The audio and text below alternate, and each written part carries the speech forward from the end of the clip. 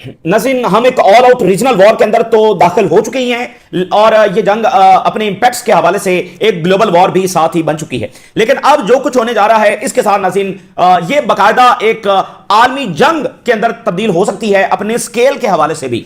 यानी ये मुख्तलिफ रीजन्स को, ये मुख्तलिफ बरे-आज़मों को अपने अंदर जब वो ड्रैग कर सकती है, मुख्तलिफ आलमी ताकतों को अपने अंदर जब वो ड्रैग कर सकती है, कि ये स्केल के लिहाज से भी एक आलमी जंग जब वो बन सकती है जो 2 से 3 बरे-आज़मों, 4 बरे-आज़मों के अंदर जो वो फैली होगी। अभी तक ये सिर्फ इंपैक्ट्स के लिहाज से एक आलमी जंग है। अब जो डेवलपमेंट्स हो रही हैं और होने जा रही हैं और जिसके खतरात इस वक्त पैदा हो गए हैं, तो वो मैं आपके साथ शेयर करता हूं, जिससे आपको ये बात समझ आएगी कि ये अब आलमी जंग बनने की तरफ क्यों इसके खतरात हैं। हम वैसे तो 7 अक्टूबर से ये बात कर ही रहे हैं कि दुनिया एक आलमी जंग की तरफ जा रही है और इसराइल और अमेरिकी बिहेवियर और अमेरिका की और वेस्ट की इसराइल को खुली छूट देना, उनका ये मुसलसल जो जुल्म करना है और मुसलसल ये जो मुल्कों के ऊपर और फलस्तीनियों के ऊपर बमबारी करना है, ये अल्टीमेटली किस बड़ी इंस्टेबिलिटी की तरफ जब लेकर जाएगा। अब जरा एक एक करके डेवलपमेंट्स देखिए। नज़ीर, एक तो व्हाइट हाउस से जो खबर सामने आ रही है, व्हाइट हाउस ने ये स्टेटमेंट जारी की है कि बहुत ही इंटेंस बॉम्बिंग जो है वो ईरान के ऊपर वो शुरू करने जा रहे हैं। अच्छा, पहले भी कोई कमी तो नहीं है, लेकिन बहुत बड़ी तादाद के अंदर मिसाइल्स, बहुत बड़ी तादाद के अंदर बॉम्ब्स यानी कारपेट बॉम्बिंग लाइक जो बमबारी है वो ईरान पर करने जा रहे हैं। और व्हाइट हाउस ने कहा है कि ये इंटेंसिटी इसलिए की जा रही है ताकि जो अहदाफ हैं वो हासिल किया जा सके। असल मसला अब ये है कि वहां पर एक तो तनकीद बहुत बढ़ रही है और प्रेशर बहुत बढ़ रहा है ट्रंप एडमिनिस्ट्रेशन के ऊपर। पहले दिन से ट्रंप एडमिनिस्ट्रेशन जो है वो इसको अपनी फतह बताने की कोशिश कर रही है, लेकिन इसको फतह कोई मानने के लिए तैयार नहीं है। और फिर ईरान आगे से जो रिस्पॉन्ड करता चला जा रहा है, तो इनका डैमेज बहुत ज्यादा हो रहा है, कैजुअलिटीज इनकी बहुत हो रही हैं जिनको ये फिलहाल छुपा के बैठे हुए हैं। तो ये यानी ईरान को बिल्कुल वाइप आउट करना चाहते हैं, उसकी जो रिस्पॉन्डिंग पावर है उसको बिल्कुल पैरालाइज करना चाहते हैं। तो कई गुना बड़े हमला, अच्छा यानी पीछे उन्होंने एक तैयारी करके रखी थी ना कि हम कई हफ्तों के लिए जो सस्टेन बॉम्बिंग करेंगे, तो अब वो इंटेंसिटी बढ़ाने जा रहे हैं जिससे वो जो कई हफ्तों की बमबारी है ज़ाहिर है उसका इनका ड्यूरेशन कम हो जाएगा। तो कारपेट बॉम्बिंग लाइक जो खौफनाक सूरत हाल है वो ये करने जा रहे हैं, और मिसाइल्स और ड्रोन्स और मतलब ये तबाही है, खौफनाक। सिर्फ चूंकि ईरान को पैरालाइज करना है कि वो आगे से रिस्पॉन्ड जो कर रहा है, इनका नुकसान बहुत ज्यादा और ट्रंप एडमिनिस्ट्रेशन बता रही है हमने फतह हासिल कर लिया, ईरान की नेवी खत्म हो गई, ईरान की एयरफोर्स खत्म हो गई, ईरान के मिसाइल खत्म होने वाले हैं, जो कि नहीं हो रहा है। ठीक है, तो एक तो ये खौफनाक बात हो गई। ज़ाहिर है ये इंटेंसिटी बढ़ा रहे हैं तो आगे से भी इंटेंसिटी जो बढ़ेगी। सही है। और देखें अभी तक ऑयल इंफ्रास्ट्रक्चर है उस पर अटैक नहीं हुआ है, कुछ चीजें हैं, तो ये जब इंटेंसिटी बढ़ाने जा रहे हैं तो दैट मीन्स कि उसका नतीजा बड़ा ही खौफनाक जब निकलने जा रहा है। अब इसके साथ जो अगली नाज़रीन बात यह है कि फ्रांस ने अपनी फौजें मोबिलाइज कर दी हैं इराक के अंदर। फ्रांस की वैसे प्रेजेंस है इराक के अंदर, लेकिन वो बाकायदा अपनी फौजों को वहां पर मोबिलाइज कर रहे हैं ईरान के बॉर्डर के ऊपर, और वहां पर वो रेडार्स लगा रहे हैं, इक्विपमेंट्स लगा रहे हैं। इससे पहले ये खबर है कि फ्रांसीसी जो जेट्स हैं राफेल वो इंगेज हो रहे हैं यूई के अंदर और ईरानी ड्रोन्स को गिरा रहे हैं, बाकायदा कम्बैट पोजीशन के अंदर आ चुके हैं। इस वक्त फ्रांस जो है यहाँ इराक के अंदर आ गया है और 24 घंटे पहले फ्रांस ने ये स्टेटमेंट जारी की थी कि we are ready to defend our Gulf alliance. So अच्छा, अब इराक इज द कंट्री जो कि प्रॉपर एक फुल स्केल वॉर के अंदर चला गया है, यानी इराक ड्रैग हो गया है।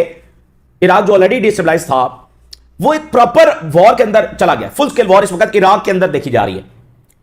ईरान और इसराइल तो फुल स्केल वॉर में है ही है ना, लेकिन जो तीसरा मुल्क इसमें प्रॉपर वॉर के अंदर ड्रैग हो गया वो इराक है। वो किस अंदाज के अंदर, एक तो इराक में बॉम्बिंग कर रहा है अमेरिका, दूसरा यह है कि जो इराक की रेजिस्टेंस है उन्होंने हमले शुरू कर रखे हैं और वो इस वक्त बहुत ऊपर चले गए हैं, एस्केलेट हो गए हैं। वो शदीद बमबारी कर रहे हैं, अटैक्स कर रहे हैं इनकी बेसिस के ऊपर, और ग्राउंड जो एक्टिविटीज हैं वो भी वो कर रहे हैं। साथ ये है कि जो मुसाद और सीआईए बैक्ड ग्रुप्स हैं जैसे कुर्द वगैरह जिन्होंने ईरान में दाखिल होना है, उन्होंने अपनी कार्रवाइयां बढ़ा दी हैं और वो रेजिस्टेंस ग्रुप्स के ऊपर अटैक्स कर रहे हैं। और अब फ्रांस वहां पर मोबिलाइज हो रहा है और अमेरिका की प्रेजेंस भी वहां पर है। और इसके साथ ये काम हुआ है कि Iraq becomes the first country in the region कि जिसके पूरे मुल्क के अंदर बिजली जा चुकी है। पावर आउटरेज इराक के अंदर हो गया है, पूरे मुल्क के अंदर बिजली गायब है। और पावर आउटरेज के हवाले से हमने आपको बताया था कि यह अगला हसास, खौफनाक और डिस्ट्रक्टिव लम्हा होगा, अगला डिस्ट्रक्टिव फेज आने वाला है कि जिसमें पावर आउटरेज होगी, मुल्क के मुल्क जब वो अंधेरों में डूब जाएंगे। और गल्फ के लिए सबसे सेंसिटिव लम्हा होगा, क्योंकि आपको पता है कि गल्फ का मामला बिल्कुल डिफरेंट है। यानी इराक एज अ कंट्री वो एक डिफरेंट कंट्री है, लेकिन गल्फ तो आपको बताया ना कि उनके कंट्रीज वो बिल्कुल मुख्तलिफ हैं कि जिस तरह का उनका इंफ्रास्ट्रक्चर है, बाहर से आए हुए लोग हैं, उनकी अपनी आबादी बहुत थोड़ी है, फिर जो इंफ्रास्ट्रक्चर जो सिस्टम्स उन्होंने खड़े किए हैं उसमें नज़ाकत और पेचीदगियां बहुत हैं। तो उनके अगर जो ग्रिड स्टेशन हैं वो किसी भी वजह से, चूंकि मुसाद भी वहां पर एक्टिव है, और तो अगर वो हिट होते हैं तो फिर बड़ा मसला हो जाएगा। और आपको बताया कि वाटर की स्टोरेज उनकी नहीं है, 2 से 3 से 4 दिन की वाटर स्टोरेज है। और वो जो प्लांट्स लगे हुए हैं अगर वो हिट हो गए, चूंकि अगेन मुसाद वहां पर एक्टिव है, तो जब मिसाइल जा रहे हैं, ड्रोन जा रहे हैं, कोई उनमें से उधर को गिर गया तो फिर बड़ा मसला जब वो वहां पर पैदा हो जाएगा। और इसका आगाज इराक से हो गया। अच्छा, आप देखें ईरान और इसराइल पर, ईरान इसराइल पर कर रहा है, इसराइल और अमेरिका ईरान पर कर रहे हैं, लेकिन ना ही ईरान में मुकम्मल पावर आउटरीच है, ना ही इसराइल के अंदर अभी पावर आउटरीच हुई है, होगी आने वाले दिनों के अंदर होगी। तो इराक से उसका जब आगाज हो गया कि यानी वो बात प्रैक्टिकल है कि ये आगे चलकर ये होने जा रहा है। तो इराक ड्रैग हो गया है इस जंग के अंदर। इराक जो ऑलरेडी डिस्टेबलाइज था वो इस जंग के अंदर मुकम्मल ड्रैग हो गया और यहीं से जमीनी जंग भी शुरू होगी। बहुत सारे सिनेरियोज माजी में डिस्कस किए जाते रहे हैं कि अगर जमीनी जंग शुरू होती है तो अमेरिकी फौजें कहां से जाएंगी। तो बहुत ये बताया जाता रहा कि भाई वो इराक से जब वो ईरान में दाखिल होंगी, और ये कुर्दों को भी यहां पर इराक ही से दाखिल किया जा रहा है ईरान में। अच्छा, ये एक बात होगी, कड़ी से कड़ी जब जोड़ते चली जाएगी। हम आपको बता रहे हैं कि कैसे रीजन्स, मुल्क और बरियाजम के बरियाजम वो इसमें ड्रैग हो रहे हैं, और नेटो। अब एक और मसला है, और मसला यह है कि टैंकर्स खड़े हुए हैं पर्शियन गल्फ के अंदर जो कि फंसे हुए हैं। स्ट्रेट ऑफ हुर्मुज़ बंद हो गया, लेकिन टैंकर्स तो अंदर मौजूद थे ना, जो रूटीन में जा रहे हैं और वहां से गैस और ऑयल लेकर दुनिया की तरफ मूव कर रहे हैं। तो बहुत सारे टैंकर्स अंदर मौजूद थे, स्ट्रेट ऑफ हुर्मुज़ बंद हो गया। तो इस वक्त 150, 200 इससे ऊपर नीचे वो टैंकर जिनमें ऑयल है और जिनमें LNG है वो पर्शियन गल्फ में खड़े हुए, फंसे हुए। और इनमें दुनिया के बहुत बड़े बड़े टैंकर्स भी शामिल हैं, दुनिया के सबसे बड़े बड़े टैंकर्स भी शामिल हैं, जिनमें 2 मिलियन बैरल ऑयल भी है। ये इतना ऑयल है कि एक काफी बड़े मुल्क के मतलब उसको चला सकता है, उसके लिए काफी होता है। तो 2 मिलियन बैरल जो वो बहुत बहुत ज्यादा ऑयल है। इतने बड़े बड़े टैंकर जो वो खड़े हुए हैं, फिर छोटे भी हैं जिसमें किसी में 1 लाख है, किसी में 5 लाख है, किसी में 4 लाख है। ये सैकड़ों की तादाद में यहां पर खड़े हुए। अब खतरा क्या है?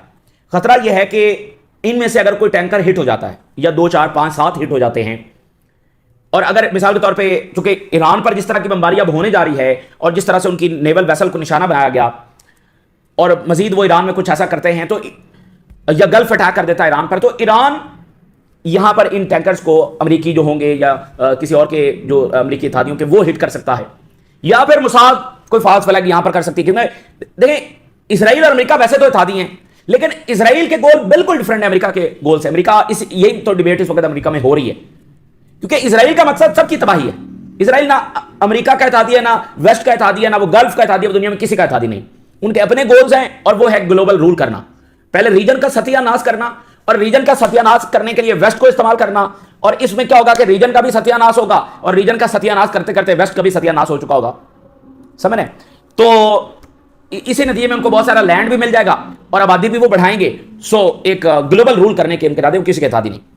तो अब मुसाद भी यहां पर इस तरह की कार्रवाई कर सकती है जिसमें तबाही के अलावा कुछ भी नहीं है। अच्छा, अब मसला यह है कि यहां पर चूंकि इतने बड़े बड़े और टैंकर्स और काफी ज्यादा खड़े हैं, छोटा सा पर्शियन गल्फ है, तो अगर 5-7 हिट होते हैं तो एक चेन रिएक्शन क्रिएट हो सकता है। एक टैंकर हिट हुआ है, दूसरा हुआ है, तीसरा हुआ है, उसके नतीजे में एक चेन रिएक्शन क्रिएट हो सकता है। आपको पता है ना, ऑयल और गैस के कितने बड़े धमाके हो सकते हैं, जो जिनमें इतना इतना बड़ा, इतना ज्यादा ऑयल और गैस है, वो किस तरह से एक्सप्लोड होंगे, कितना बड़ा वो धमाका क्रिएट करेंगे। तो ये अगर बहुत सारे टैंकर्स यहां पर एक्सप्लोड कर जाते हैं तो शायद वो न्यूक्लियर के ऊपर नीचे कोई इतनी डिस्ट्रक्शन जो मचा देंगे। और ये जो पर्शियन गल्फ का सारा पानी है और इकोसिस्टम है, जहां पर इतने बड़े धमाके हो रहे होंगे तो क्या बनेगा, समझ रहे? और फिर ये बहुत सारे ऐसे भी हैं जो बंदरगाहों के ऊपर खड़े हुए हैं, तो चेन रिएक्शन क्रिएट हुआ, बंदरगाहों वाले टैंकर भी गए, बंदरगाहें ज़ाहिर है उसके नतीजे में कितनी खौफनाक तबाही बंदरगाहों के ऊपर आएगी। बंदरगाहों पर लोग मौजूद हैं, और बंदरगाहों के साथ जो पाइपलाइंस हैं वो जुड़ी हुई हैं। बंदरगाहों के साथ जब वो पाइपलाइन जुड़ी हुई हैं, और पाइपलाइंस कहां जाती हैं? शहरों में। तो अब ये चेन रिएक्शन क्रिएट हुआ, न्यूक्लियर में भी बेसिकली चेन रिएक्शन ही होता है ना। तो चेन रिएक्शन क्रिएट हुआ और इतने टैंकर्स एक्सप्लोड कर गए तो क्या होगा? और फिर बंदरगाहों के साथ पाइपलाइंस, तो we will be in stone age. बिल्कुल इतनी तबाही के जो कुछ भी कमाया है, जो कुछ भी बनाया है, जो कुछ भी तरक्की की है, सब की सब रिवर्स हो जाएगी, और इसके नतीजे में कैजुअलिटीज बहुत खौफनाक हो सकती है। अच्छा, अब आगे आइए, ये हो गया नेटो और ईरान के हवाले से हमने बात की है कि ये मामला इनका बड़ा सीरियस है, और ये 1 स्टेप अवे खड़े हुए, कोई भी यहां पर कोई वाकया हो सकता है, और ये नेटो ड्रैग हो जाएगा ईरान के खिलाफ, और 1 स्टेप अवे मामला खड़ा हुआ है, क्योंकि ईरान के साथ तो टर्की है, टर्की नेटो मेंबर है। अब वो एक पहली इंगेजमेंट नेटो की और ईरान की हुई है। हम एक बड़ी आलमी जंग से सिर्फ चंद कदम दूर खड़े हुए हैं, और आपको बताया ना कि वो जो बातें अब सामने आ रही हैं कि वो अपनी तरफ से आर्मेगेडॉन शुरू कर चुके हैं। तो उनके इस अजायम को रोकना दुनिया के लिए बहुत जरूरी है। दुनिया को इन क्रेजी एब्सटीन पीपल से बचाने की बहुत जरूरत है। अब ईरान ने मिसाइल और ड्रोन्स फायर किए हैं टुवर्ड्स साइप्रस। ये इराक की एयर स्पेस से गुजर रहे थे। गुजरते गुजरते ये कहीं टर्की की एयर स्पेस के अंदर चले गए। वहां पर फौरी नेटो का एयर डिफेंस जब वो एक्टिव हुआ और उसने इंगेज किया और उसने ये ड्रोन्स और मिसाइल गिरा दिए। ये गिरे हैं टर्किश सॉइल के ऊपर और गिराए हैं नेटो ने। तो पहली इंगेजमेंट नेटो और ईरान के दरमियान हो गई है। अब इसको चाहें तो वो आर्टिकल 5 रिवोक कर दें कि ईरान ने नेटो कंट्री पर हमला कर दिया है। अच्छा, अब इस वक्त उर्दगान और नेटो लीडर्स के बड़े हंगामी राब्ते हो रहे हैं। तुर्की इस सूरत हाल को बड़ी समझदारी के साथ, विजडम के साथ और बड़े तहम्मुल के साथ जब वो समझ रहा है, क्योंकि जो कुछ शाम में उसके साथ हुआ ना, ये शाम में जो कुछ तब्दीली लाई गई है, तुर्की और इसराइल ने इनका कोऑर्डिनेशन था, लेकिन फिर जो इसराइल ने किया है शाम और तुर्की के साथ, उनको काफी सबक वहां पर मिला है तुर्की को। और फिर अभी जो इसराइलियों ने अनाउंस किया कि Turkey is next Iran, Erdogan is next Iran, उनका अगला हदफ टर्की है। तो टर्की इस बात को बड़े अच्छे तरीके से समझ रहा है कि ईरान गया तो वो भी हिट होंगे, वो नुकसान में जाएंगे और वो बिल्कुल नहीं चाहते हैं। तो तुर्की की इस वक्त अप्रोच यह है कि इस जंग को रुकवाया जाए और सबको यही एफर्ट करनी चाहिए कि इस जंग को रुकवाया जाए। ये किसी के मफाद में नहीं है। अच्छा, तो तुर्की कोशिश कर रहा है कि इस जंग को रुकवाया जाए किसी तरीके से। इसलिए आप देख रहे हैं कि गल्फ में अमेरिकी बेस पर हमले तो हो रहे हैं और गल्फ सख्त स्टेटमेंट्स भी जारी कर रहे हैं, रिस्पॉन्ड करेंगे, ये करेंगे, लेकिन अभी तक एम्बेसडर ईरान के मौजूद हैं, एम्बेसडर्स मौजूद हैं, ठीक है ना, वो कह रहे हैं हमारे ऊपर हमला हो रहा है तो रिस्पॉन्ड करेंगे।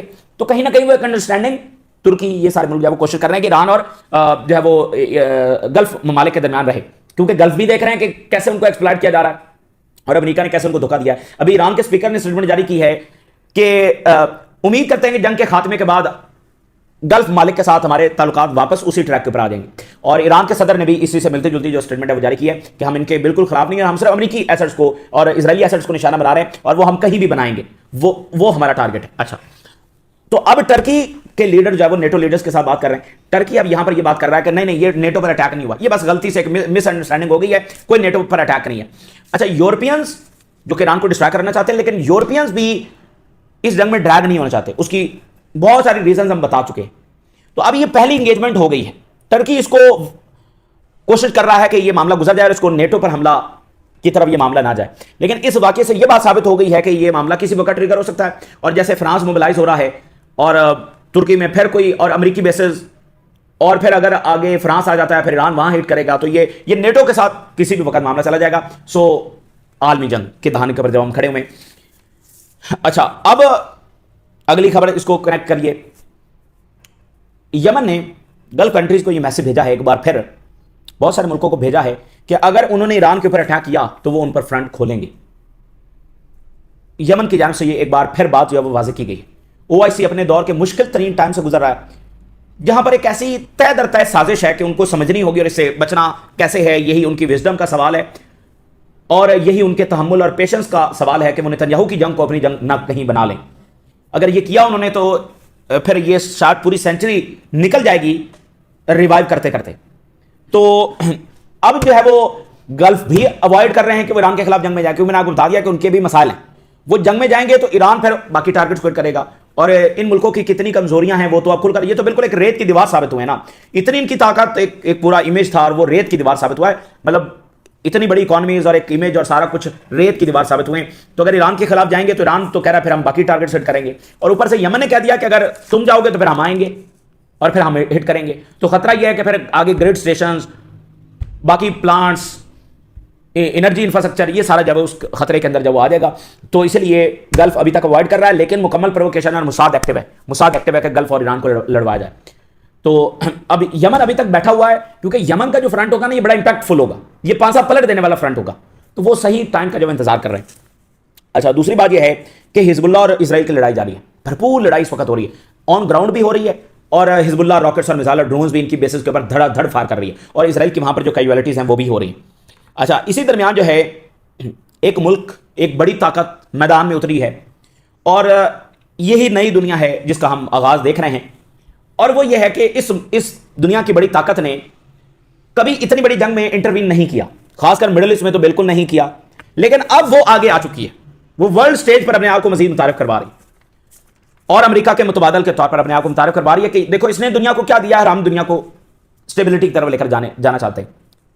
Enter the dragon, China enter हो गया।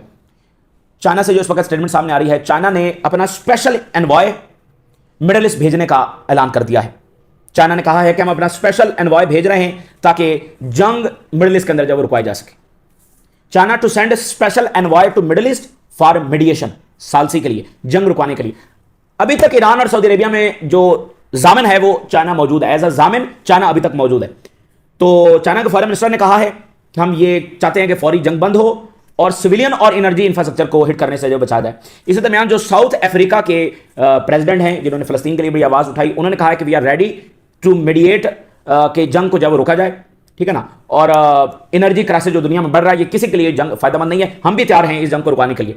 तो दुनिया की सेंसिबल फोर्सेस को आगे आना चाहिए और जो एप्स्टीन के नुमाइंदे यहां पर बैठे हुए हैं और जिन्होंने जंग छेड़ी है उनका मक्कू ठपना चाहिए और उनका रास्ता रोकना चाहिए। ये अब भी किसी को कोई शक है कि ये ग्लोबल सिक्योरिटी थ्रेट है? अच्छा, अब आगे चलिए। अब ये चाइना आ गया है और अमेरिका की जो इंतजामिया है जिसने जंग छेड़ी है, नेतन्याहू के इन्फ्लुएंस के अंदर छेड़ी है, अब उन्होंने ये फैसला करना जो कह रहे हैं कि हम तो मजीद बमबारी करने जा रहे हैं। लेकिन अमेरिका के अंदर सूरत हाल क्या है?